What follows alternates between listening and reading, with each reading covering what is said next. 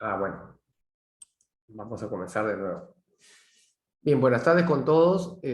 Vamos a comenzar la clase Clasificación de riesgos por ocupación basada en norma NFPA 13. El objetivo de esta lección es que ustedes entiendan los principios sencillos detrás y subjetivos detrás de una clasificación de riesgos. Básicamente, esta es la partida de nacimiento del diseño de un sistema contra incendios. Si esto gatilla absolutamente todos los cálculos que después hay que hacer: distancia entre rociadores, áreas de cobertura, caudal del rociador, factor K, la presión que se requiere en el punto más distante, el volumen de agua que hay que almacenar. Es decir, absolutamente todo el tema hidráulico se va a determinar, y el costo del proyecto probablemente también, de acuerdo a la clasificación de riesgos por ocupación. Es un tema sencillo, no hay mucha información. En realidad vamos a hablar de cuatro artículos del reglamento, 4 o 5 artículos, que son muy vagos y dejan demasiada subjetividad. Voy a tratar de racionalizar de alguna manera, de criterio propio, cómo podríamos cuantificar un poco esta parte cualitativa que tiene el reglamento, la norma NFPA 13, y que es tan importante. Entonces voy a compartir pantalla. No sé qué tal se me escucha, estoy renovado con nuevo micrófono, nueva computadora. Se oye bien, Yusef, adelante. Esta es la presentación. Estoy con una pantalla 70 por 40 centímetros, creo que se ve un poco alargada. Se ve alargada, sí. Sí, se debería ver media alargada en las computadoras, porque es una pantalla panorámica. Espero que no les incomode. Creo que se ve mal. Para los que tienen 16 por 9, se les va a ver un poco estirado. Tal vez lo pueda configurar. Acá se ve normal, ¿ah? Sí, Sí, la depende pantalla del es monitor que tengas. Perfecto, gracias. La pantalla es alargada, pero yo lo veo un poco 16 por 9, me parece. Bien. Bueno, básicamente acá va a haber mucho de contenido en la norma NFPA, pero también opiniones personales, y por eso este descargo de responsabilidad. Toda la información que nosotros hablamos como ILFIS no esté pendiente de los criterios normativos, la posición oficial de las instituciones que desarrollan las normas y también de las autoridades competentes de sus diversos países. ¿Ok?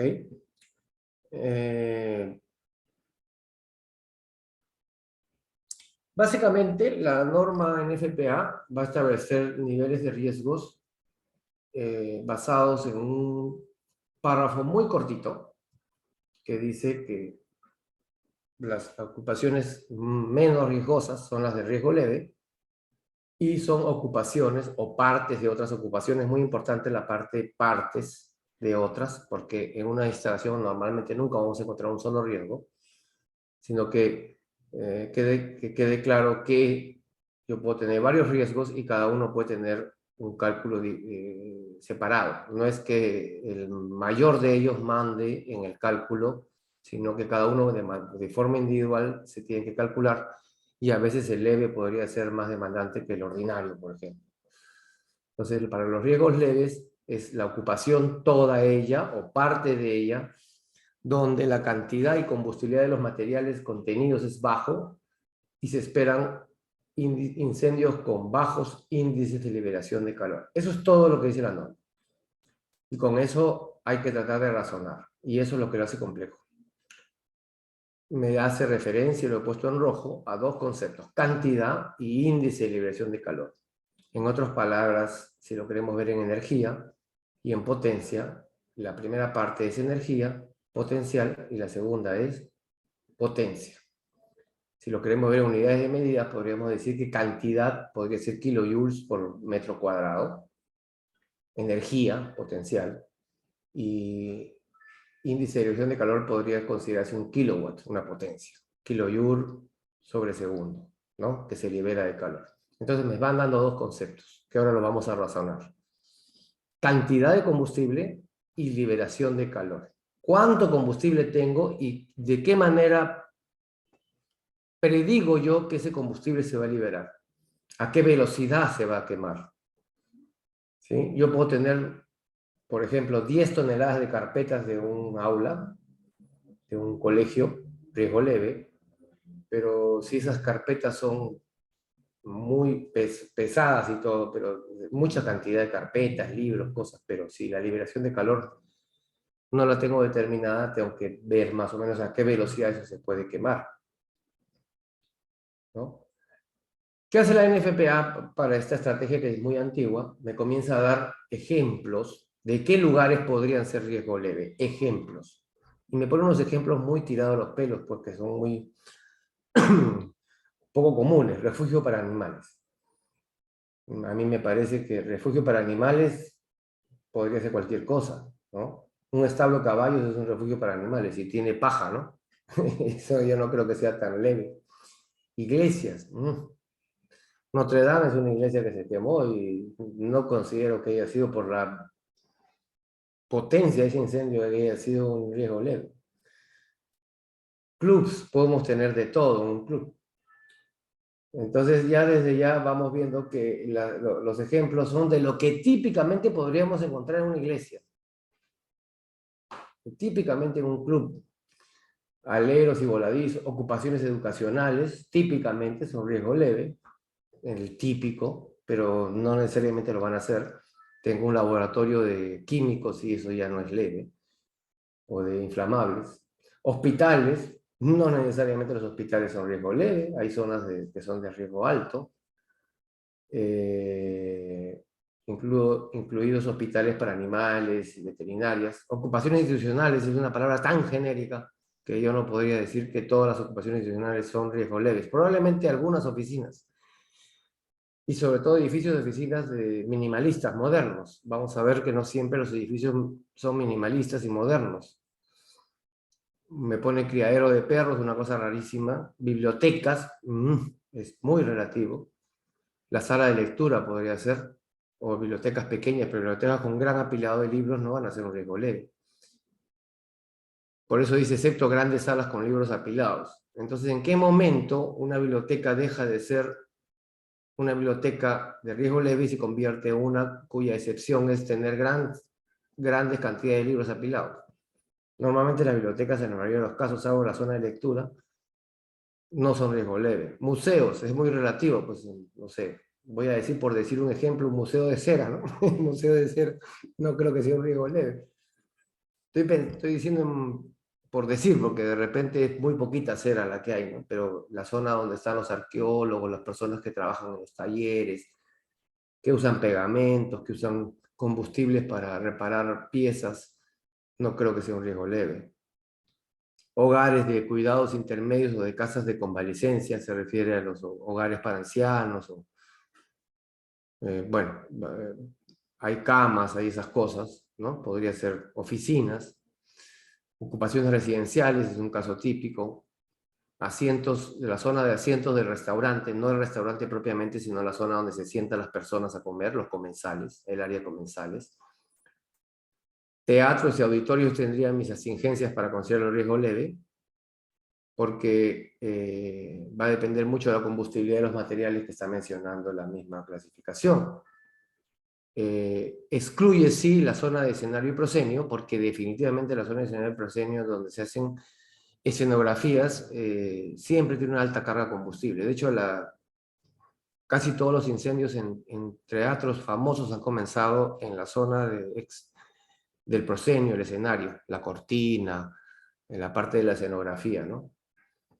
Los áticos no utilizados, es una figura muy americana hacer un ático, depende, si guardo cosas en el ático ya no es un riesgo leve. Entonces ya vemos cómo estas 16, no sé si ahora hay más porque esto está en la NFPA 13-2019, en la 22 han modificado esta lista, vemos que todo es muy relativo. Lo que trata de hacer la NFPA es decir que típicamente, en condiciones ideales, ¿qué sería un riesgo leve? La siguiente clasificación es riesgo ordinario grupo 1, y ahora me dice que la combustibilidad se mantiene baja, pero la cantidad ya no es baja, sino moderada. Hay más cantidad de material. Y el índice de calor ya no es bajo, sino moderado. La velocidad con que se desprende, con la que se produce el incendio, es mayor. Entonces, lo único que me he hecho es bajo, pasó a moderado, sigue siendo materiales de combustibilidad baja, pero su liberación de calor es moderado, y me da el único parámetro que me da es que no debe superar, el único parámetro que sí es medible, no debe superar los 2,40 metros de altura los materiales apilados. Típicamente, los estacionamientos y las salas de edición de automóviles, sobre todo estacionamientos, se consideraban un riesgo ordinario grupo 1, así ha estado toda su vida, no sé si 50 años, y lo acaban de cambiar a riesgo ordinario grupo 2. No entiendo bien las razones, porque el comportamiento de los incendios en parqueos que han estado protegidos con rociadores ha sido excepcional, salvo los parqueos que no había fracasado el sistema contra incendios, y esos son parte del 13% de probabilidades que existe de fracaso. Un incendio en Europa que no tenía rociadores y una creciente presión por parte de los analistas de riesgo con respecto a la forma como son los vehículos modernos, más livianos, con mucho plástico, tendió a ganar la discusión, y se ha pasado este riesgo como ordinario grupo 2. Lo cual en cierta manera tiene sentido, porque la cantidad de combustibles no es moderada, es alta. O sea, un parqueo lleno de vehículos es una cantidad alta, y la liberación de calor de un vehículo encendido es muy alta. Entonces, como que siempre se decía, la definición no guarda correspondencia con lo que es un parqueo en verdad. Pero, como dice el handbook, ¿por qué se mantuvo siempre? Por la enorme buena experiencia que ha habido en el tiempo en cuanto al uso, ¿cómo se llama? A la capacidad a la experiencia en los incendios. Sin embargo, tomando en cuenta la realidad moderna, que se viene una gran cantidad de vehículos eléctricos, o sea, se van a combinar gasolina, porque siempre va a haber petróleo o diésel, no sé cómo, en algunos países le dicen diésel, otros petróleo, otros gasoil, no sé, acá le decimos petróleo, que creo que es una mala palabra, ¿no? Es una palabra incorrecta, pero en Perú le decimos petróleo. Eléctricos, no sé si hidrógeno, ¿y el otro cuál es? Gas licuado de petróleo, gas natural vehicular. Yo creo que eso es una bomba de tiempo, y ni siquiera debería ser riesgo ordinario grupo 1, sino grupo 2, sino debería pasar a alto grupo 1, creo yo. Así que probablemente, al margen de la experiencia del vehículo antiguo, lo que se viene es una transformación energética muy importante, en la cual prácticamente el petróleo, creo que lo vamos a vivir nosotros, va a dejar el hidrocarburo va a dejar de usarse como medio de transporte, medio de generación de energía, y van a aparecer, ya ha visto usted los incendios en las baterías de los autos eléctricos, o sea, son tremendos. Probablemente habría que revisar, incluso pasarlo a riesgo alto, grupo 1. Bueno, vienen panaderías, fábricas de bebidas, enlatadoras, fábricas de procesamiento de productos lácteos, plantas electrónicas, fabricación de vidrios, lavanderías, área de servicios. Yo lo veo muy, muy relativo esto.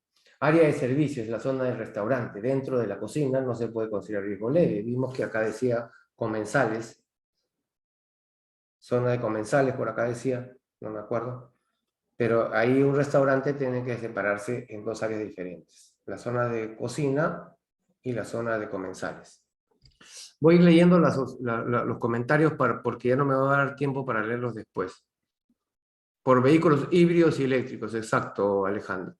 En grupo 1 se menciona fábrica de bebidas, pero ¿en qué áreas de la fábrica se refiere? Pues existen muchas en una fábrica. Es lo mismo que acabo de decir, Roberto. Esta forma de querer dar ejemplos es solamente gráfica, ¿no? Se está refiriendo probablemente a la zona donde están embotellando las las bebidas, ¿no? Pero ¿qué? Las bebidas ahora se embotellan principalmente con plástico, ¿sí?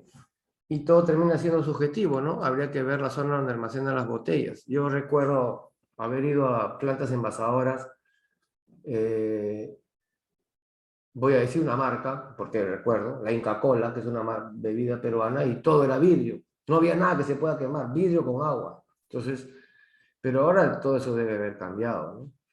Entonces, meterlo en la clasificación de fábrica de bebidas, meter una clasificación de riesgo sanitario grupo 1 es muy relativo. Entonces yo les digo, estos ejemplos no los usen. Entonces, ¿qué les voy a enseñar? Ahora vamos a tratar de razonar. Fíjense lo que voy marcando en rojo, ¿ok? ¿Qué es lo que realmente me importa? Para riesgo sanitario grupo 2, ya me dicen que la cantidad de combustibilidad, ambos, cantidad y combustibilidad, o sea, potencia y energía, potencial, la energía potencial es la que está almacenada, la que se podría quemar, es moderada a alta. Ya no es moderada ni baja, ahora es moderada a alta. O sea, vamos haciendo como una especie de arco iris de colores, ¿no? Vamos subiendo. Ya se permite hasta 12 pies de altura de almacenaje, siempre y cuando los materiales que tengan calor elevado no superen los 8 pies. Entonces, si se fijan bien en el anterior, decía 8 pies y ahora me dice, no, pueden ser 12 pies, pero aquellos productos que liberan mucho calor, 8 pies. Y vuelven con unos ejemplos, ¿no? Instalaciones agrícolas, muy relativo. Yo estoy haciendo un proyecto para una instalación agrícola que almacena solventes y líquidos inflamables en cantidad, herbicidas y cosas de ese tipo que tienen un gran contenido de alcohol. Caballerizas de establos. Bueno, se me haría raro estar protegiendo molinos cerealeros, plantas químicas, productos de confitería, destilerías. Destilerías me suena a muchas opciones, ¿no? Si estamos destilando, no sé si voy a hablar una tontería, me corrigen, eh, eh, ¿cómo se llama esto? Virtuosos, ayúdenme con la palabra, Bebidas espirituosas. espirituosas, yo creo que no es un riesgo en el grupo 2. Hablemos del pisco, del ron, ¿cómo se llama la bebida mexicana? Tequila. Yo, como no tomo, Tequila. el tequila, ¿no? Eso no podría ponerle un riesgo de ocupación. Habría que ver a qué parte se refiere. Ya, y el 8 no lo voy a leer porque es una cosa larguísima que no... Dársenas, molinos de pienso, establo de caballo, fábrica de cuero. La verdad que no sirve. Yo me quedo con lo que está en rojo, por eso lo he subrayado. Y sigue, talleres de máquinas, mercantiles. Yo, la verdad que esos ejemplos no los uso para nada. Podemos leerlos, los leen ustedes. No les sirve de mucho.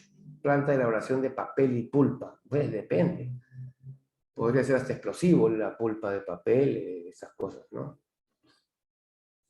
Pero se comienza a ver que va creciendo la combustibilidad por intuición, ¿no? Fábrica de productos textiles. Una fábrica de neumáticos no lo considero un riesgo en el grupo 2 de ninguna manera.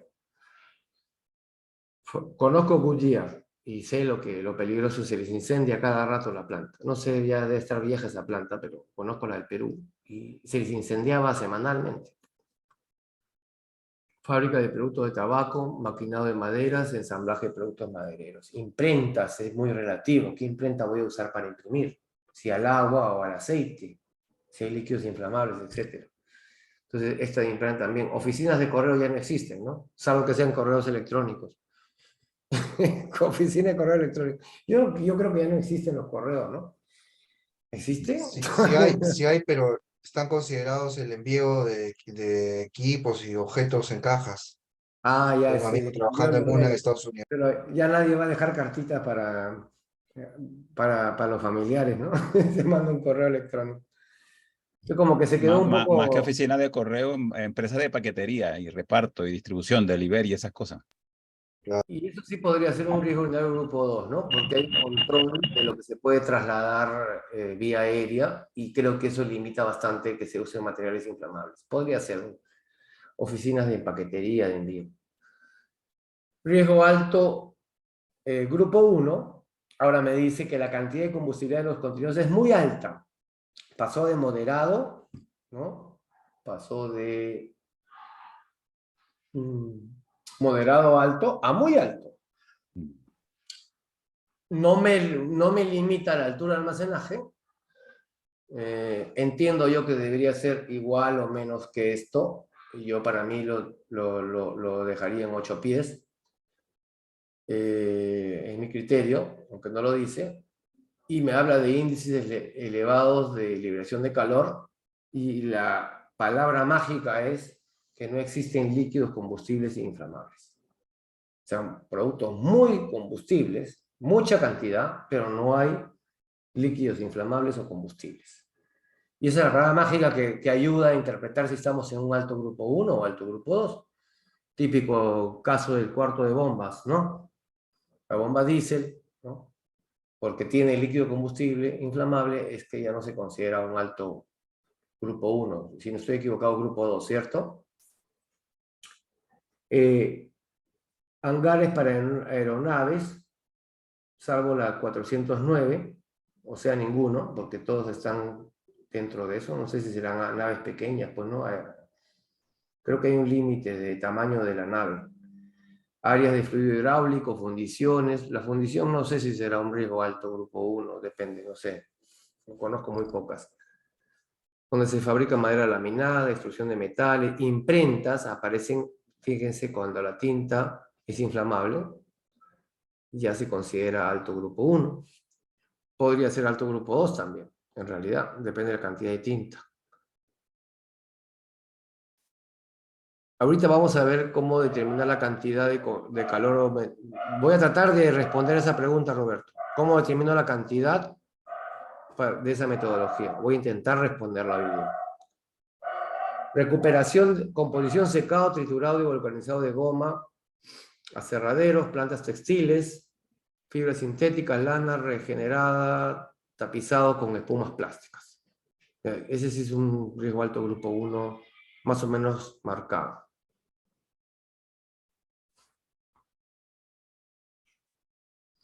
Y alto grupo 2 es lo mismo que el anterior, pero ahora comienzan a aparecer líquidos combustibles inflamables dentro de parte del proceso. Y eso debe tener un límite, ¿no? Un límite en el cual ya no se puede proteger con agua los líquidos inflamables. Entramos a... Salimos en algún momento de la NFPA 13 y nos vamos a la 30.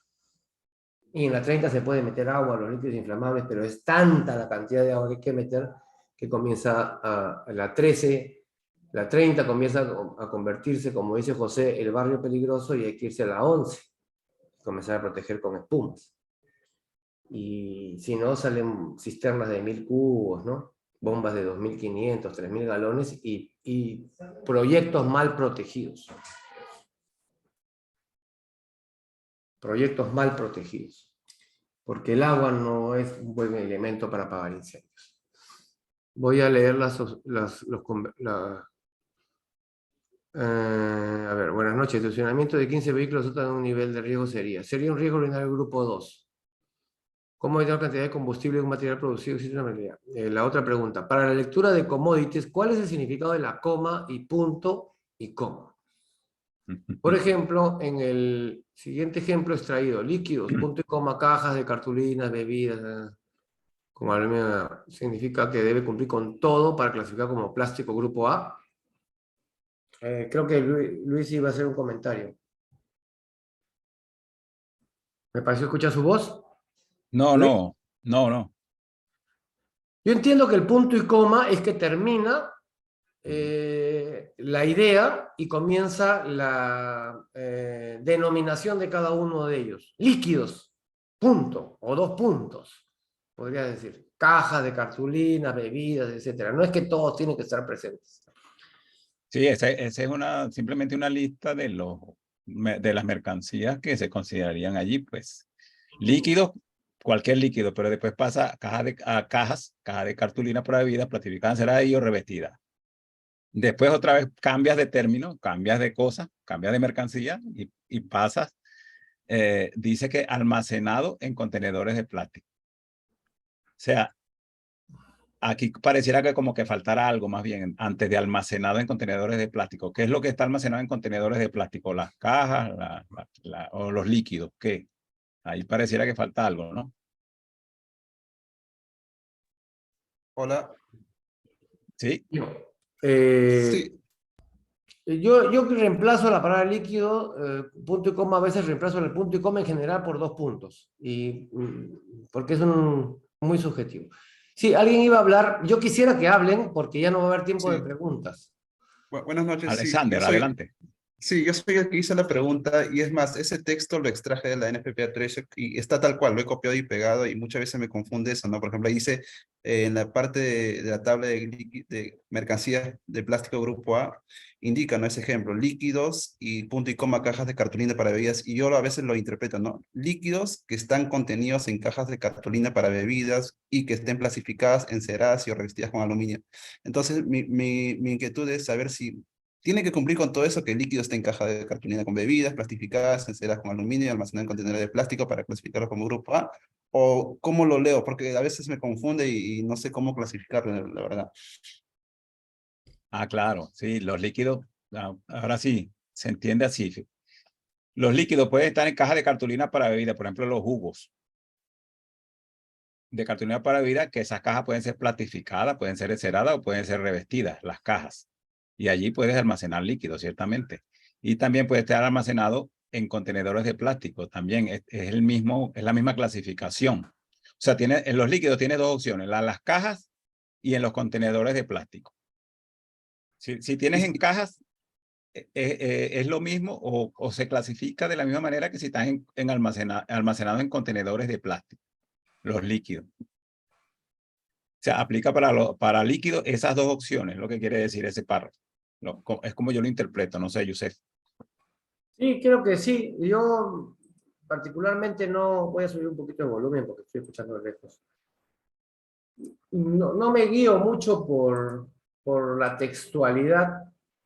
Creo que han hecho un ratito que está como esto. Se me ha quedado pegado esto.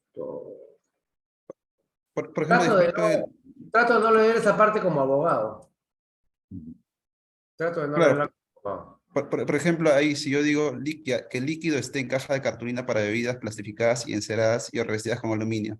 Y si no está almacenado en contenedores de plástico, ¿sigue siendo plástico grupo A? ¿O tiene que cumplir que también esté almacenado en contenedores de plástico? Eso es más que todo mi inquietud, ¿no? Por ejemplo, yo digo, mi líquido si está en cajas de cartulinas para bebidas, ok, plastificadas y enceradas o revestidas con aluminio. Pero si no está como lo que sigue en el texto, almacenados en contenedores de plástico, ¿sigue siendo plástico grupo A como indica la 13 o tiene que cumplir también que esté almacenados en contenedores de plástico? Entonces, eso es lo que me inquieta y veo muchos casos de ejemplos en la 13, ¿no? Que es Me parece que básicamente... el punto, en mi opinión, que el punto y coma está diciendo que aparte de todo lo anterior, también aquellos que estén almacenados en contenedores de plástico. Hablemos de, por ejemplo, el yogur. ¿No? Por dar un ejemplo, se me ocurre ahorita, no sé si usan yogur ustedes. Tú eres peruano por el acento, pero sí Sí, conoces el yogur. Entonces el yogur, a la hora que caliente el plástico y se quema, el yogur se derrama y te quedas con básicamente un incendio de puros plásticos. Entonces entiendo de que eso es tan peligroso. Algunos dicen, no, pero si el yogur no es inflamable, pero a la hora que bueno, trata de prender una botella de plástico de yogur, vas a ver que es súper recontrainflamable, ¿no? Entonces creo que se refiere a eso, el punto y coma, que no sé si lo ha sacado ¿de qué riesgo sale del riesgo ordinario grupo? no, es de la tabla de commodities No, esto es de la tabla de 13. commodities. Ese es del capítulo 20, por allá. Está hablando de otro tema, se salió de la Sí, clase. te saliste de la Sí, clase. por No, ejemplo, la tabla pero es más o menos parecido, A24B, ¿no? Alphabetical Listing of Commodity Classes. O Sí, sea, esos acá son estamos en inconfusibles. riesgo de ocupación, ¿ah? Ya después iba a ser una clase sobre clasificación de riesgo.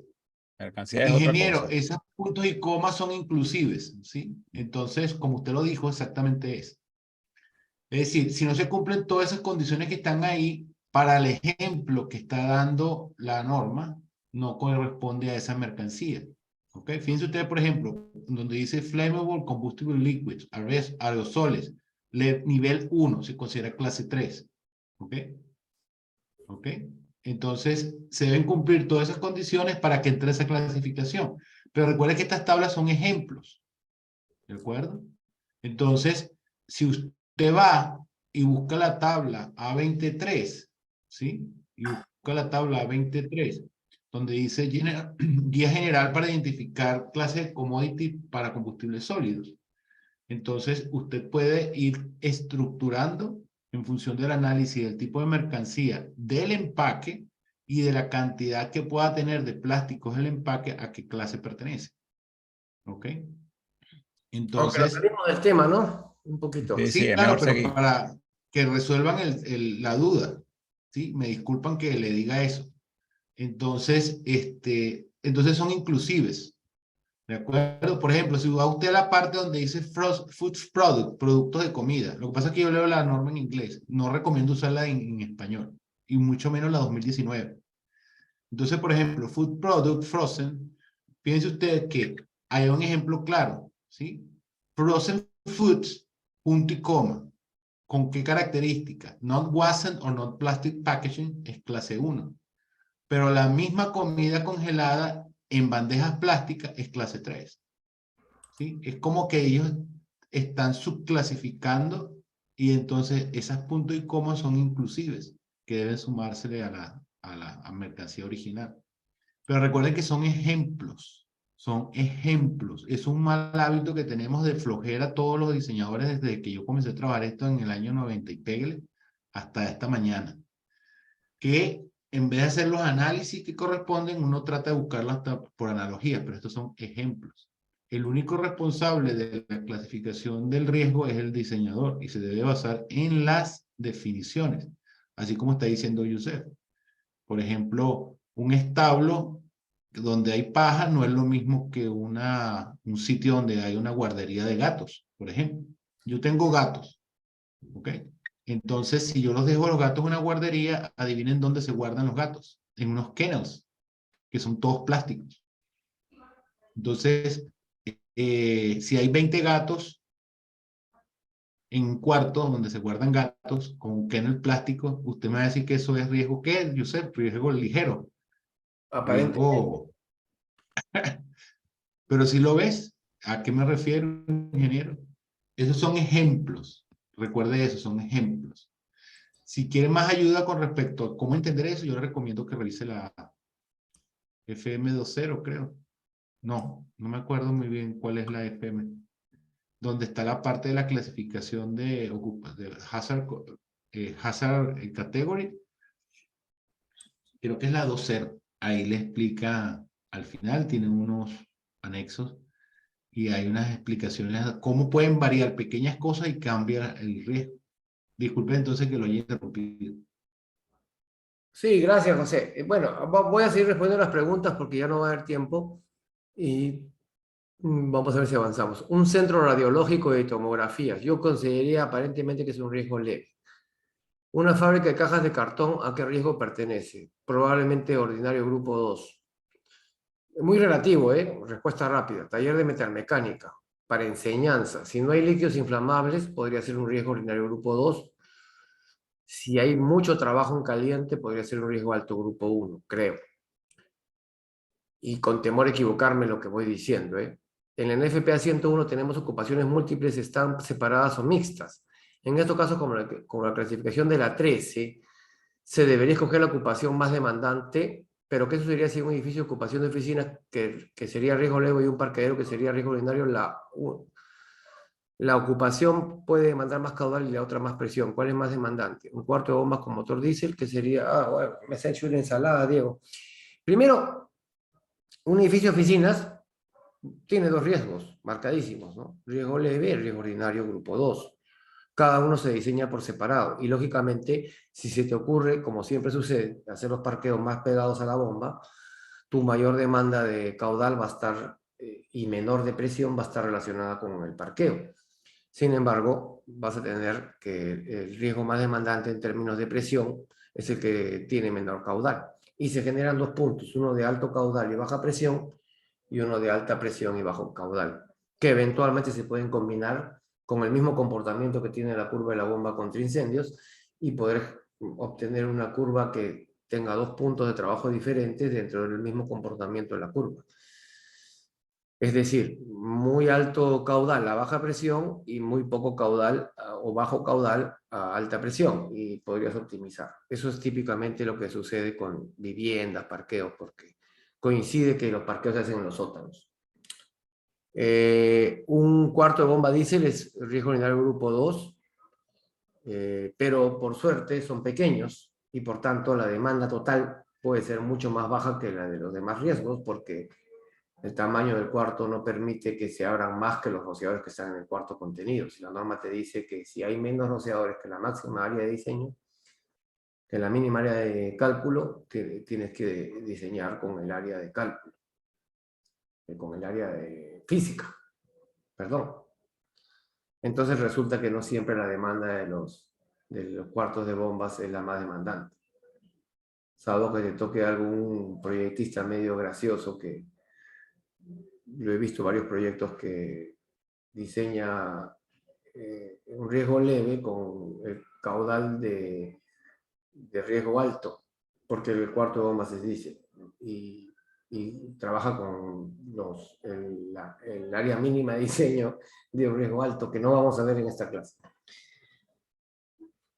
Solo son ejemplos para formar un criterio exacto. Si incluye una bomba diésel, incrementaría más la demanda de caudal, pero no de presión, porque junto a la bomba convendría no poner una bomba diésel porque me sube el riesgo. Acabo de decir que no. Tú tienes 4 rociadores en un cuarto de bombas, descargando cada uno al riesgo más alto. Pero son 4. Si tú tienes un cuarto de bombas de 2.500 pies cuadrados, 200 y pico metros cuadrados, yo te voy a sugerir que le digas al arquitecto que se haga un cuarto especial para la bomba contra incendios y se ahorra tener que poner 30 rociadores de riesgo alto grupo 2, con lo cual sucedería lo que tú acabas de decir. Porque tendrías que asumir que todo el líquido de la bomba contra incendios, todo el diésel, esos 500 galones guardados en un tanque, falle de alguna manera alguna tubería por ahí, se derramen en los 250, 300, 400 metros cuadrados de cuarto, donde hay otros equipos que no tienen mayor riesgo y se genere un incendio total, con una capa pequeña de líquido derramado en el piso, pero que cubrió el 100%. Ahí vas a necesitar apagar un incendio de riesgo alto grupo 2, como una bomba contra incendios que es parte del problema, ¿no? Entonces, ahí es todo bien relativo. Mejor es diseñar un cuarto de bombas específico para la bomba diésel y no poner tantos rociadores. Una planta de agua embotelladora, la planta en sí podría ser un riesgo ordinario grupo 2, pero la zona de almacenaje ya se trata en otra norma, ¿no? Recuerden que estamos en riesgos de ocupación, no riesgos de almacenaje. No sé si se me ocurre, estoy hablando de embotelladoras que usan plástico para embotellar, ¿no? Ya botellas de vidrio ya no existen. Pero quiero que se concentren en estos conceptos porque ahora vamos a tratar de razonar, ¿no? Primero, que la clasificación de riesgos no tiene que ver con la clasificación de seguridad en general, ¿no? Un estadio es muy riesgoso, pero por los riesgos de incendio. Y esto casi no tiene ocupantes y es sumamente riesgoso. Un hotel es un riesgo leve, pero la característica del ocupante lo puede hacer en términos de seguridad mucho más complejo para evacuar. Un hospital es mucho más complejo y a pesar de eso es un riesgo leve. Entonces, esta clasificación básicamente se basa en el criterio del incendio. Parte de la probabilidad de que el incendio es 100% seguro. Es decir, no hay análisis de riesgo de nada acá. Acá es probabilidad de incendio 1. Y sobre eso se basa la 13. Ya tienes un incendio. ¿Qué hago con este incendio? Entonces, basados en que ya tienes el incendio, ¿cuál es el incendio más riesgoso acá? Este. Estos no son tan riesgosos. El tema de evacuación es diferente.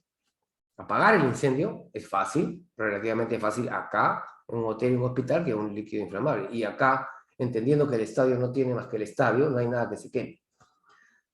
No hablemos de los camerinos, de otras cosas, solamente de la foto. Entonces, una librería. Miren, les pongo acá 4 librerías diferentes. Una tienda, librería, una biblioteca que tiene almacenaje, una sala de lectura y un almacén de libros. Sin embargo, para la NFPA, creo que la menciona 2 veces, estos son riesgos totalmente diferentes. Ya ven que las nomenclaturas no sirven de nada para explicar estos 4 riesgos, que evidentemente la biblioteca es la de menor riesgo, probablemente la librería o la tienda de libros sea el segundo riesgo más alto, la tercera es la biblioteca y el almacén de libros es un riesgo que está incluso fuera de los riesgos de ocupación, ese almacenaje, ¿no? Así que esto también es relativo. Habitaciones de hotel, es un riesgo leve. El restaurante, el área de clientes es riesgo leve, pero el área de comensales es riesgo ordinario. La biblioteca, la zona de almacenaje puede ser riesgos, la zona de, bueno, acá dije almacenaje, pero me refería a la zona de lectura, creo. Y biblioteca grande podría ser, como la NFPA lo clasifica, como un riesgo ordinario grupo 1. ¿Sí? Esto se supone que no está más de 8 pies de altura. Playa de estacionamiento. Antes riesgo ordinario grupo 1, ahora riesgo ordinario grupo 2. Esto ya sería un riesgo ordinario grupo 1 por definición de la norma en la zona de cocina. La imprenta es relativa, podría ser riesgo ordinario grupo 2 o alto grupo 1. Y el supermercado de abarrotes va a depender mucho de qué cosas se está vendiendo acá. Y aquí vamos a ver, por ejemplo, altura de almacenaje. No siempre está mira, la señora que está estirando la mano, a veces está mucho más alto. La zona de licores. La zona de...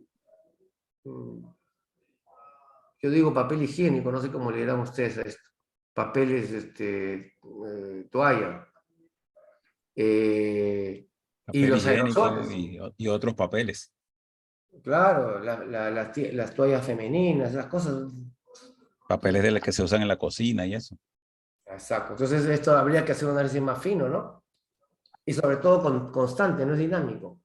Porque ustedes hacen el diseño y van después de un año a la tienda y todo depende de cómo guardaron las cosas. A veces el administrador de la tienda tiene que ver mucho con el riesgo, ¿no? Ponga los papeles higiénicos. Acá se quemó un centro comercial, una tienda completa por la zona de papeles higiénicos. Un reflector calentó el papel y lo prendió y se quemó todo el centro comercial. Los peruanos saben a cuál me refiero, el Boulevard de Asia. Se quemó el papel higiénico y fue una cosa impresionante. Se quemó todo Won de Asia, ¿no? Entonces es muy relativo, ¿no? Y esto hay de todas maneras en los centros comerciales, ¿no?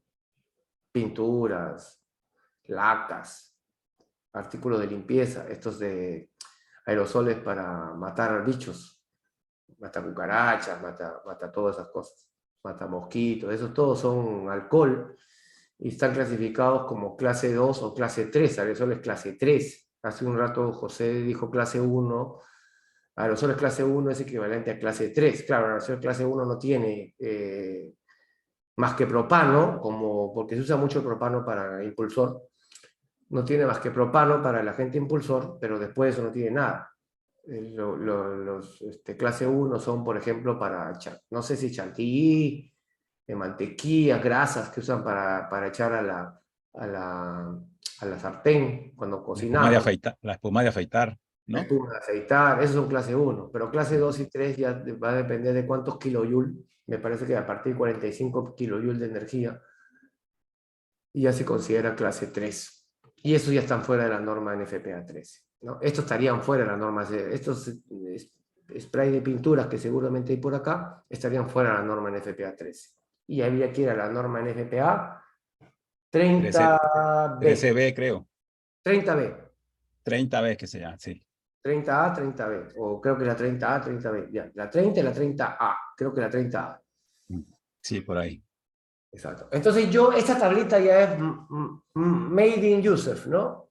Creo que Luis también la tiene, la usa a veces. He tratado de las palabras de la norma ponerlas en una lista. Y aquí la podemos ver de forma cruzada. Las palabras rojitas que vieron están acá. Cantidad de combustibles, bajo, moderado, moderado, alto, muy alto, muy alto. Lo vamos a ver, si quieren, en forma vertical, por favor, para poder ver cómo va evolucionando el riesgo. Bajo, moderado, moderado, alto, muy alto, muy alto. Se ve mi lay shot, ¿no? Sí, Combustibilidad.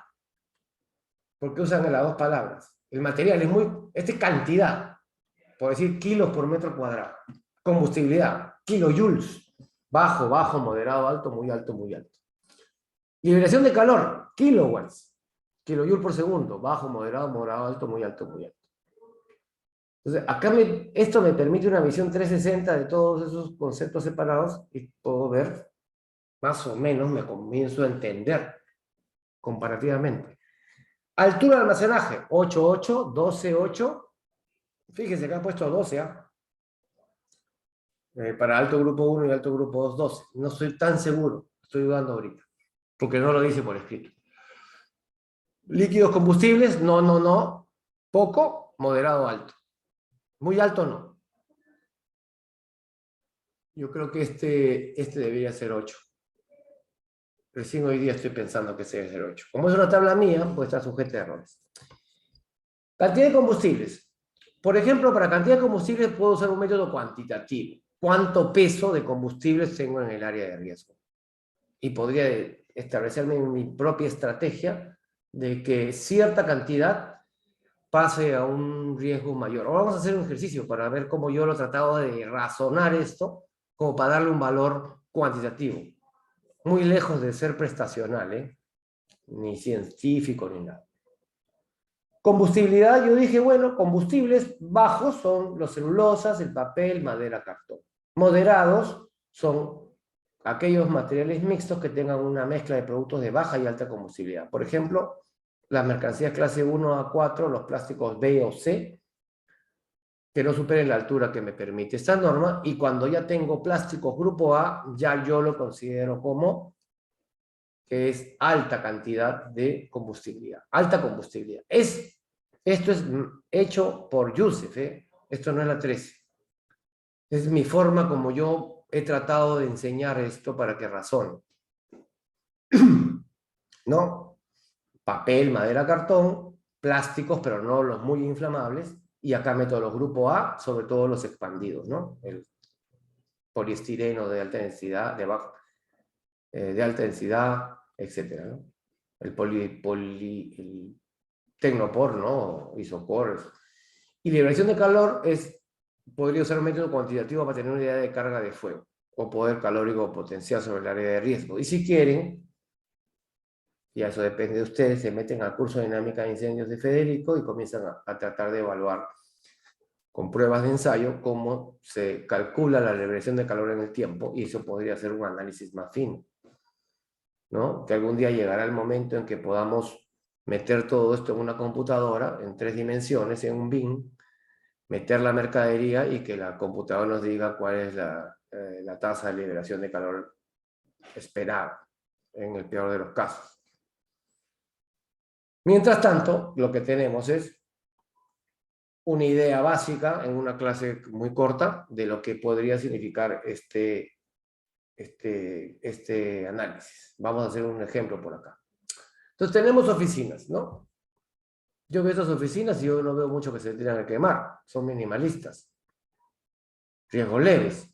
Sí, son riesgos leves. Pero si yo veo esta oficina, y esa es una foto real, ¿eh? Esto es un riesgo ordinario grupo 1, de repente 2. ¿No? Estas oficinas son típicas de los juzgados de las ciudades, ¿no? Expedientes y expedientes en el piso por todos lados. Estos están esperando. Este señor de abajo está en la cárcel esperando que lo atiendan de 20 años, está acá abajo. Entonces, esto Es terrible, ¿no? Entonces, esto no es un riesgo leve y es una oficina. Entonces, habría que ver, a veces me ha tocado entrar a ver en el edificio de oficinas quiénes van a ser los arrendatarios o los propietarios, ¿no? Un juzgado no lo voy a hacer. Ese es un juzgado, ¿no? No lo voy a hacer riesgo leve. ¿Ok? Un parqueo. El parqueo antes era riesgo ordinario grupo 1 y cuando antes era riesgo ordinario grupo 1 yo me preguntaba si estos parqueos podrían ser riesgo ordinario grupo 1. Estos son centros comerciales, fotos mías. ¿Eh? Este es del centro comercial Plaza San Miguel. Carros en movimiento, prendidos, el carro apagado, casi su riesgo baja 90% de que se incendie. El carro se incendia prendido. Entonces miren la cantidad de carros que van, vienen, van, vienen. Eso sí, siempre puede haber un incendio. Entonces esto para mí ya era un riesgo ordinario grupo 2, cuando antes se clasificaba el parqueo como riesgo ordinario grupo 1. Y es un parqueo de una vivienda, casi vacío. Entonces todo es muy relativo. Ahora, si yo tengo un parqueo, pues que hay una tienda de artefactos o de venta de materiales, aunque la foto no es buena, pues es una mudanza, pero imagínense que alguien fue a comprar con su camioneta productos a una tienda donde venden artículos del hogar y llena todo esto de plásticos y en ese momento se incendia su Mahindra en el parqueo. No encontré la foto perfecta porque quería dibujar esto dentro de un parqueo, donde hay una tienda de venta de artículos de ferreteros. Entonces esto no va a ser un riesgo ordinario grupo 1, sino tal vez 2, y probablemente podría ser, dependiendo qué cosa está acá atrás, un riesgo alto grupo 1. Entonces es bien relativo. Esto, de todas maneras, la NFPA lo ha clasificado y esto es un riesgo ordinario grupo 2. Son los parqueos de 2 niveles. Eso está ya normado. Alto 2. Alto, dije ordinario, ¿no? Alto Sí. grupo, alto grupo 2. Eso sí está normado. Y tenemos estos. Ujú. ¿Estos cómo se clasifican? La NFPA 13 no ha clasificado todavía los parqueos de estos domóticos, estos automatizados. Dejas el carro en la puerta y te vas y después pides el carro con un botón. Esto, ¿cómo será de moderno Japón? Que esto yo lo he visto en Japón, en Tokio, cuando fui a llevar una maestría allá, en el año 90. ¿Cuánto ha pasado ya? 33 años, yo estaba muchacho, y llegamos a un lugar y el tipo mete el carro y le dice AZ44, y tú te dan un ticket. Tu posición es la Z44, imagina la cantidad de la A hasta la Z. Entonces cuando tú vienes, metes el ticket y los carros se comienzan a mover, te bajan de la Z44, te llevan el carro a la puerta. Esto no sé cómo se podría clasificar, está fuera del alcance de la norma.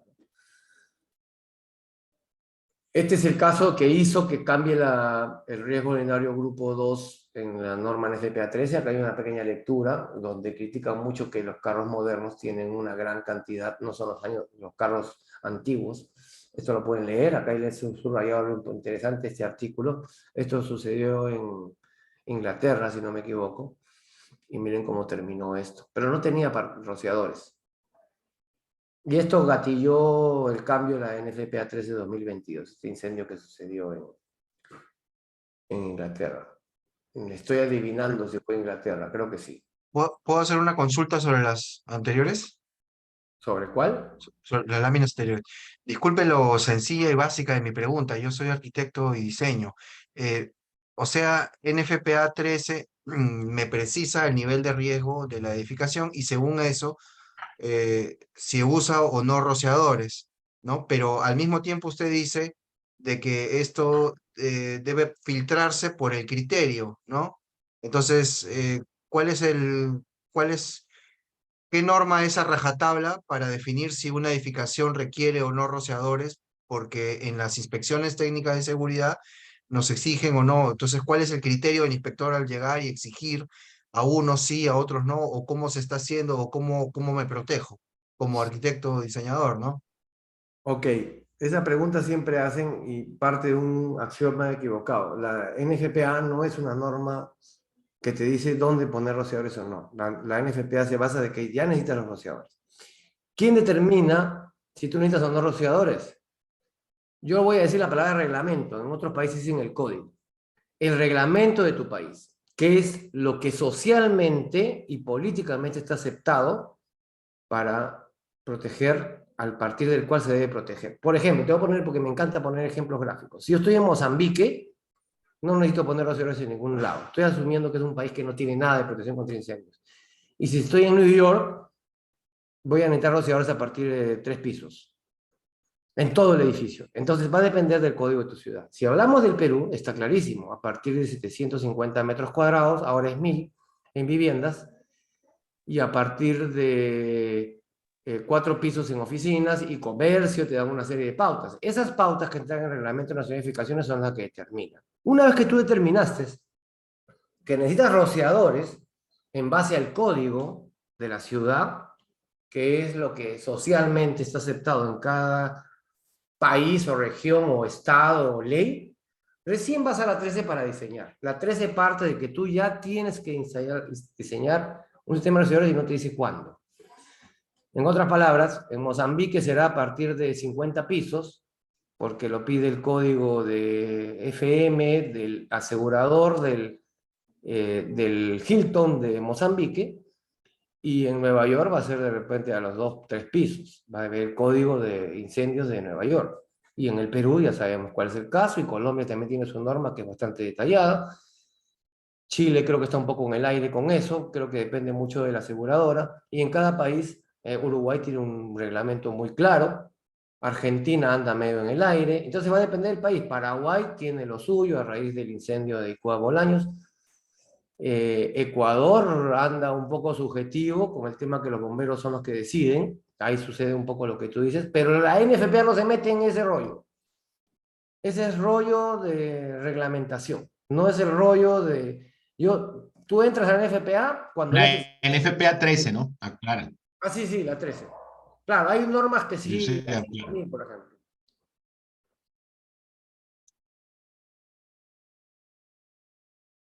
Esta conferencia está basada en la 13 de 2022. En realidad no, está basada en la 13. La única diferencia entre la 13 de 2019 y 2022 es el riesgo ordinario grupo 2 para los parqueos. Creo que no había otro cambio importante. ¿Y por qué se cambió el parqueo grupo 1 a grupo 2? Por lo que acabo de decir, ¿no? A raíz del incendio en Inglaterra, y como ya venía habiendo una presión importante, yo les pediría que para esa respuesta lean, porque ya no tengo mucho tiempo, yo no sé en qué momento lo pasé, Sí, más atrás, el más artículo. atrás, más atrás, más atrás. Atrás es para adelante, ¿no? Sí, de dónde viene, ahí está, ahí los tiene. Ah, este. Esto un poco, este artículo de NFPA habla un poco, lo pueden buscar, de por qué se cambió. Ay, se puso al 0 otra vez. Ay, tengo que... Hay un botoncito que es para... Ya me pasé. Un poquito para arriba. ¿Dónde está mi dibujito del parqueo? ¿Ya me lo pasé? Sí, te lo pasaste. Este. Acá explica, este es una del journal de la NFPA, explica un poco la transición que se ha provocado por el cambio de la forma como los vehículos se fabrican en la actualidad. Eso hizo que se cambie. ¿Cómo se clasifica un almacén con almacenamiento mayor a 30 pies de cartón y plástico fuera del curso? Eso ya es almacenamiento. Vamos a hacer una clase específica sobre almacenamiento. La 1 y la 101 no especifican dónde usar rociadores, sí. Esos son códigos. Esa ponencia me la puede pasar por correo electrónico. La vamos a pasar en el grupo de conversatorios. Es más, va a ser evaluada. Para los que quieran ser evaluados, y vamos a dar información al final de la clase. Entonces, por ejemplo, acá voy a hacer un análisis método semi-cuantitativo, ¿no? En el que voy a usar el calor de combustión de algunos materiales. Ahí lo tienen a la derecha. El cartón en kilocalorías por kilo, la madera, el plástico, el policarbonato, el poliestireno, polietileno, poliuretano, PVC, las telas y cueros tienen calores, kilocalorías por kilo de poder calorífico, energía. También lo pueden ver en kilojoule por kilogramo si se van a una otra unidad de medida. Entonces, siguiendo este mismo concepto que está acá, podríamos, por ejemplo, no sé si las oficinas, hacer un análisis de 2 oficinas diferentes, ¿no? Y tratar de establecer un límite. También nos vamos a apoyar, aunque no es parte de riesgo de ocupación, de cómo se clasifican los plásticos. El grupo A, que son los que realmente se incendian, están acá. El grupo B y el grupo C, que son los que no se incendian o se incendian con mucha dificultad, ¿no? Los plásticos duros, estos duros que son difíciles de quemar. Y también nos podemos apoyar un poquito, aunque no es parte de la lección, de cómo la 13 intenta, en la zona de clasificación de almacenaje, separar los materiales clase 3, clase 4 y grupo A en función del porcentaje de volumen y peso que tiene. Por ejemplo, un material que tiene solo 5% de peso y 5% de un volumen de plástico grupo A, y los grupos A son estos, entre ellos el más importante es el poliestireno, ¿no? O el PVC que tiene mucho plastificante, o el caucho. Si tiene menos de 5, por ejemplo, se me ocurre un disco, estoy mirando acá al costado mi disco de seguridad, que es de plástico, ¿sí? Y tiene estos discos, como estos USB gigantes, ¿no? Que guardan mucha información. Y yo si pudiera ver que tiene 5% de peso o de volumen empaquetado con el plástico, con la caja, con todo, de plástico grupo A, podría decir que es un clase 3. Si tiene más de 5%, hasta 25 en volumen, o 15 en peso, y es un clase 4, y si tiene más de ambos, o pasa esa curva, que vemos acá a la izquierda, ya es un grupo A expandido. Ya se trata como grupo. Esto trata de cuantificar en qué momento ya tenemos un producto de alta combustibilidad y que ya va a la definición de muy alto o alto, que está acá. Entonces, sí me es útil a mí particularmente, a veces para ver materiales, si es que estoy en esta región. Igual acá hay otra. Este es para mercaderías en cajas de cartón o dentro de un contenedor de madera, que contiene una mezcla de grupo A, expandidos y no expandidos, y este es para mercaderías expuestas, que contiene una mezcla de plásticos del grupo A, expandidos y no expandidos. Ya no están en cajas de cartón. El cartón ayuda a que se demore la combustión. Entonces vamos este es un intento de hacer algo, ¿no? Vamos a la oficina del juzgado y vamos a la oficina minimalista. Entonces la oficina 1, solo para darles una idea de que se podría hacer un análisis así, tiene 5 kilos de cartón, ¿no? Acá hay 5 kilos de cartón, 20 kilos de madera, 10 kilos de papel, 10 kilos de poliuretano, que ven por acá la silla y estas cositas, y 5 kilos de telas y cuero. Y la oficina 2 tiene 50 kilos de cartón, 200 kilos de madera, 1000 kilos de papel, 100 kilos de poliuretano y 25 de telas y cuero. Por dar un ejemplo. Y hacen ese análisis que es muy sencillo, solamente estamos multiplicando y tienen que esto tiene potencialmente la oficina 1, teniendo 100 metros cuadrados, ambas tiene 965.000 kilojoules o 230.000 kilocalorías de material. Y este tiene 24 millones. Con este simple ejemplo. El análisis del cálculo no lo voy a... es multiplicar nada más esto por el peso y me da 24 millones contra 1 millón. 24 veces más energía potencial acá que acá. Y los dos son riesgo leve, según NFPA, oficinas.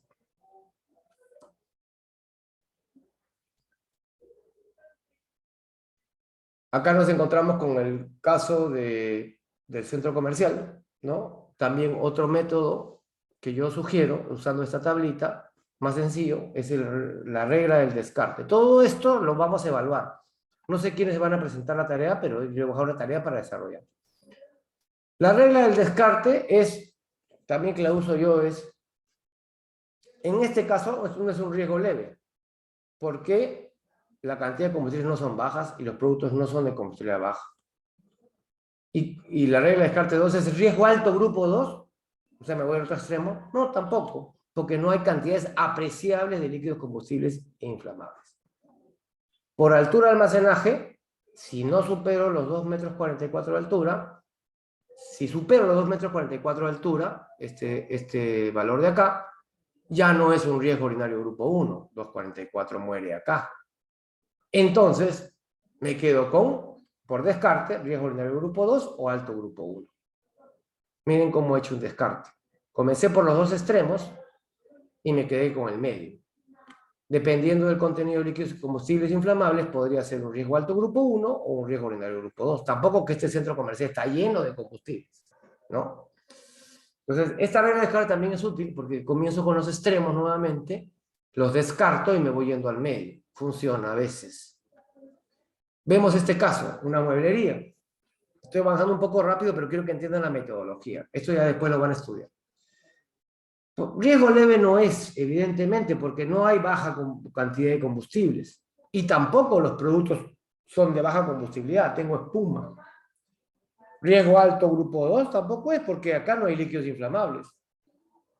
Puede ser un riesgo ordinario grupo 1, siempre y cuando la altura no supere los 2,44, que me encanta usar ese valor, para que me ayude a discernir.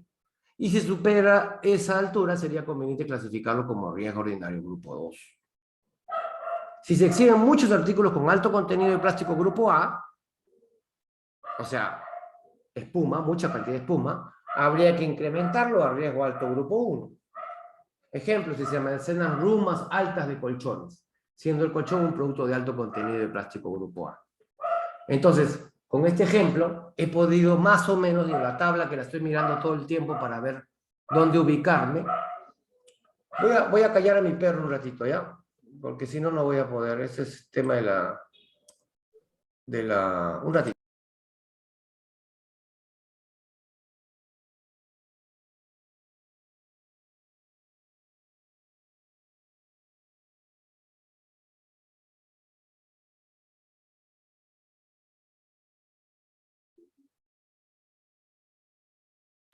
Discúlpeme, ya le rompí el hocico al perro.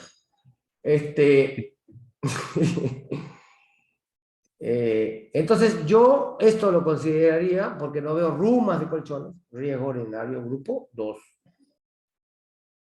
O puede ser riesgo urinario grupo 1. Habría que ver en algunos casos si me comienzan a arrumar mercadería por encima de los 2,44 metros.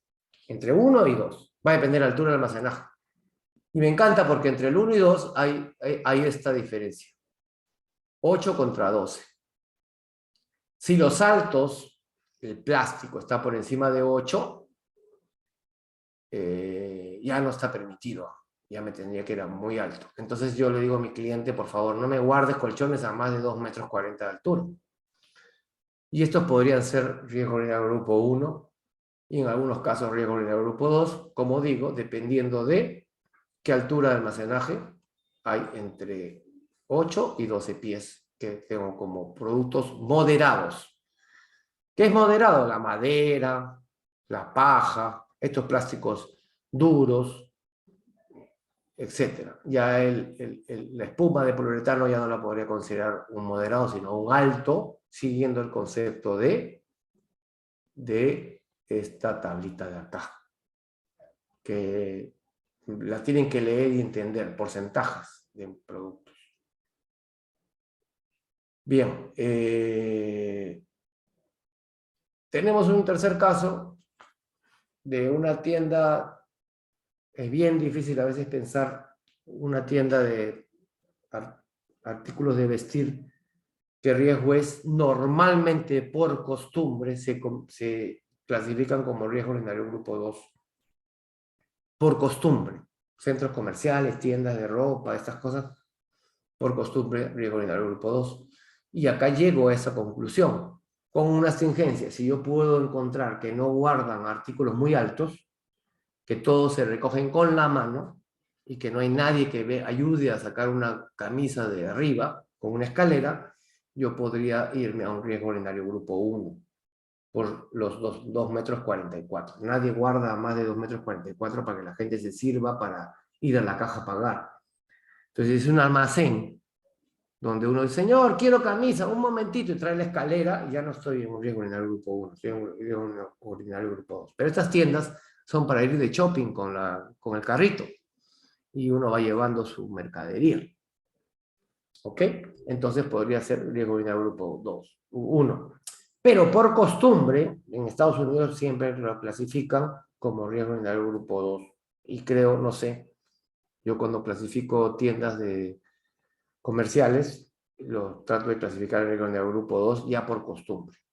Pero alguien me podría decir, oye, pero no tengo más de 2.44. Bueno, en ese caso me voy acá y digo, sí, si tienes menos de 2.44, riesgo en el grupo 1. Las tintas, va a depender. Acá tengo una tinta de secado rápido, inflamable, altamente inflamable, y acá tengo flexografía. Y de eso va a depender. Acá también hago el análisis para ese caso. Y puedo encontrar tintas como esta a base al agua, o puedo encontrar tintas como esta que son inflamables. Y eso va a depender cómo clasificar una imprenta.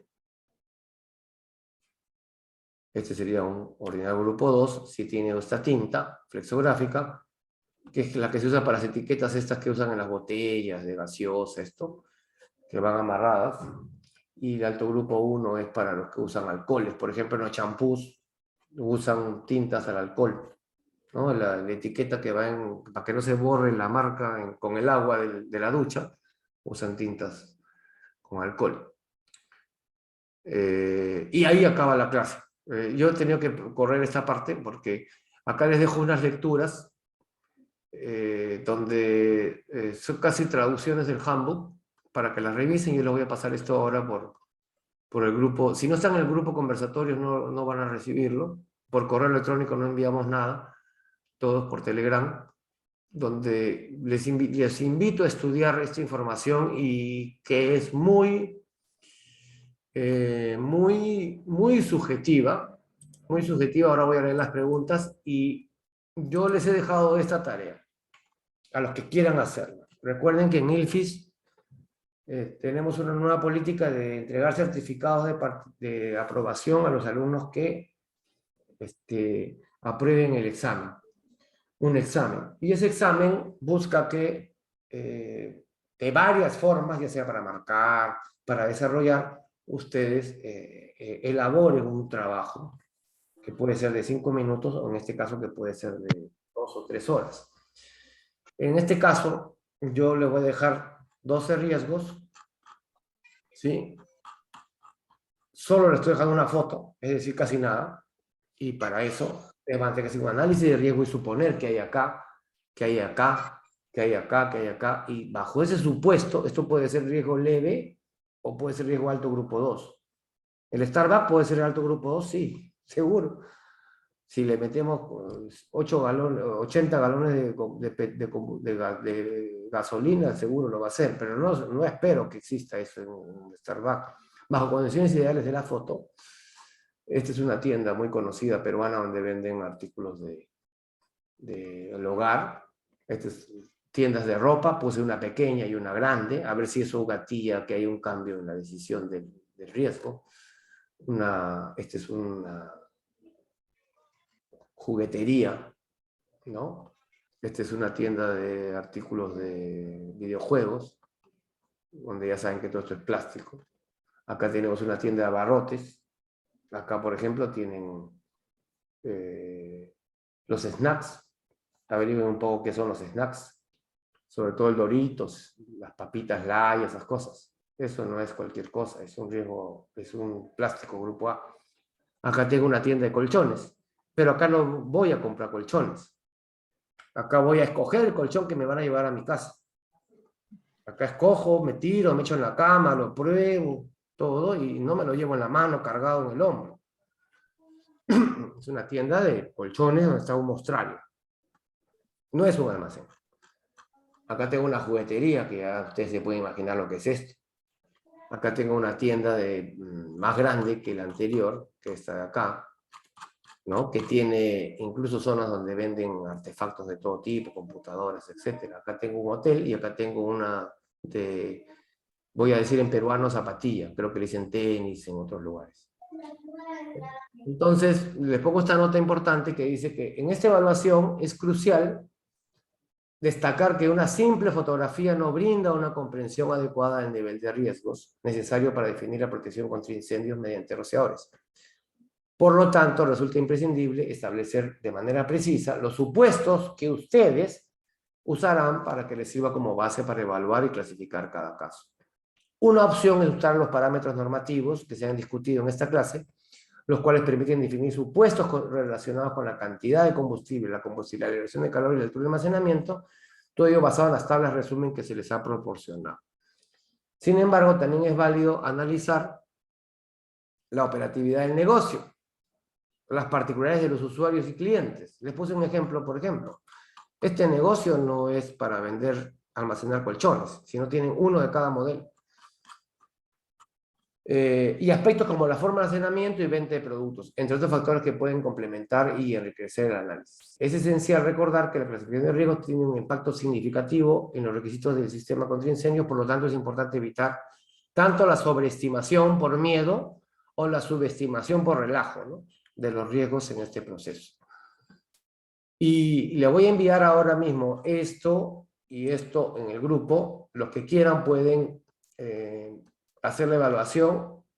Les voy a dar una semana desde ahora. Desarrollan un Word, un PDF, un Excel, usan estas tablas y comienzan a practicar. Esa es la única forma de que ustedes aprendan relacionando. Pueden usar este método, el método de Descartes, el método de cálculo de peso, si quieren se pueden poner un poquito más complicados con este método de potencial, y el cual, lo que sea, yo espero. Ustedes tienen mi WhatsApp, mi Telegram, pues, es más, yo escribo y me pueden identificar fácilmente en el grupo.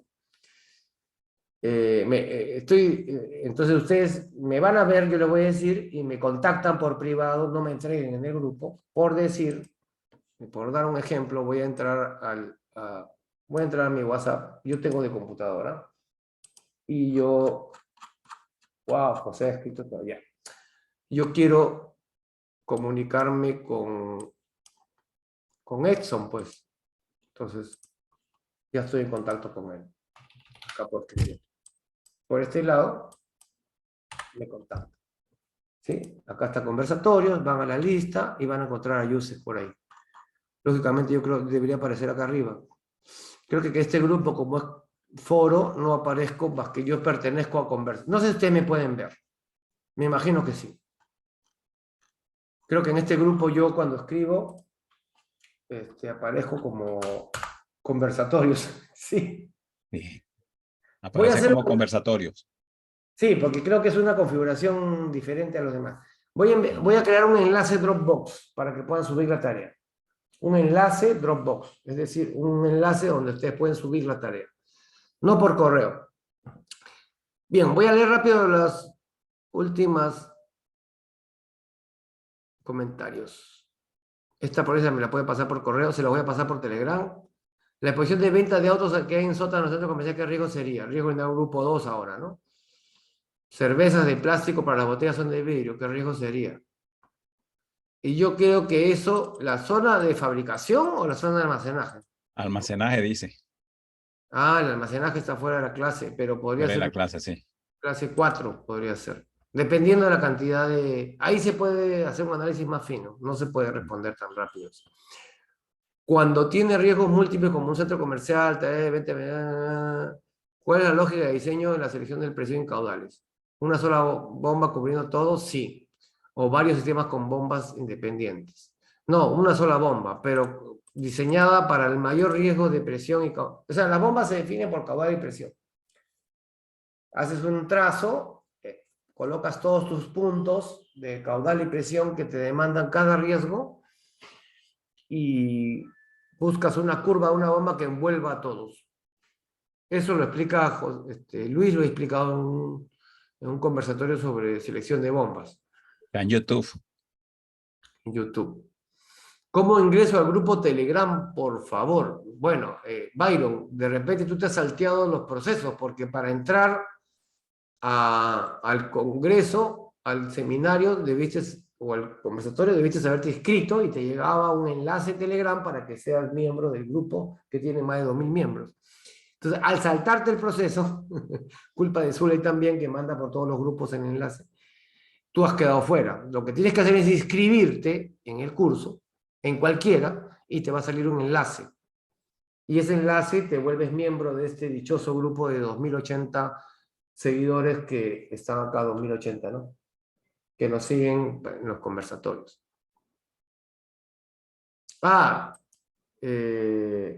Zuley, te dejo la palabra.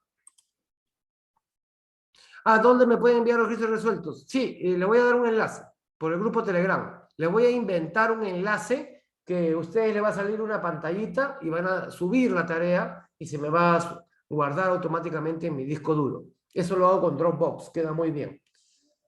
Entran al enlace y apretan clic y la suben la tarea. A los que quieran pasar la tarea a Walter. Ahora les dejo. Buenas noches. Sí, buenas noches. Mi nombre es Soleil Silva, soy la coordinadora de ventas de ILFIS. Aprovecho esta oportunidad para invitarlos al segundo Congreso Hispanoamericano de Protección contra Incendios, que se va a realizar en Lima del 18 al 20 de octubre. Tenemos la modalidad presencial y virtual. Les envío el link para que puedan escribirme directamente para reservar sus vacantes. Sí, esperamos contar con la participación de todos ustedes. Muchas gracias. Espero que estén. La verdad que el Congreso de ILFIS va a ser una fiesta de la cual quisiéramos que todos participen. Nos vamos a conocer en presencial y también en virtual. Es una oportunidad más humana que de conocimiento, porque en los congresos no se aprenden mucho. No son clases académicas. No es como llevar un curso. Byron, lo que tienes que hacer si te perdió el celular es volver a inscribirte. Búscate cualquier conversatorio y inscríbete como si lo vas a llevar y abajo te va a salir un enlace, haces clic y entras de nuevo a ILFIS. No sé cómo invitarte porque no eres mi contacto. Y sí, para el tema del congreso, yo les diría que no pierdan la oportunidad de participar en forma virtual, incluso, porque va a ser en tiempo real, va a ser con cámara, va a ser más humano, vamos a ver a la gente conversando, hablando, va a haber entrevistas, etc. Y para los que viven en Lima, creo que va a ser muy fácil para ustedes tomar la decisión de tomar el presencial. Zule comparte creo ya lo compartió, el link para participar para recibir información sobre Estamos de promoción por cierre, ya nos quedan pocas vacantes y estamos dando un precio especial para todos los que se animen. Y eso es todo. Yo les voy a enviar entonces, terminando la clase, dos cositas. La tarea y la presentación. Y en el transcurso de la noche les envío un enlace que es para que puedan enviar la tarea. Y les voy a mencionar de todas maneras por escrito que les doy una semana para que la resuelvan hasta el próximo martes. Eso es todo de mi parte. Muchas gracias. Espero que... Les voy a pasar una encuesta también más tarde para que midan me den sus opiniones sobre mi presentación, que sirve para poder ver qué mejorar y sobre todo estar cada día mejorando en la parte educativa, en la parte de enseñanza, que creo que tengo 20 años enseñando y todavía no sé enseñar. Tengo que aprender. Es un aprendizaje constante. Muchas gracias. Buenas noches. Bueno, muchas gracias, José, a ti por tu presentación. Como siempre, muy clara y muy precisa. Sobre un tema que es bastante interesante y también es importante comprender bien, ¿no? Para diseñar adecuadamente un sistema de rociador. Esta presentación también va a estar grabada, bueno, está quedando grabada y va a ser colgada en el canal de ILFIS de YouTube, en YouTube, en el canal de ILFIS. Próximamente y se le notificará por el grupo de Telegram. Les estaremos notificando como siempre cuándo será nuestro próximo conversatorio. Vamos a buscar una fecha y un tema interesante. También ustedes pueden proponer temas, algún tema que estén interesados, lo pueden proponer en el grupo de Telegram para ver si lo podemos llevar a cabo. Pero como siempre le estaremos notificando pues, la fecha y el instructor. Gracias por su atención. Nos seguiremos encontrando en el próximo conversatorio. Que pasen buenas noches. Hasta la próxima. Buenas noches con todos.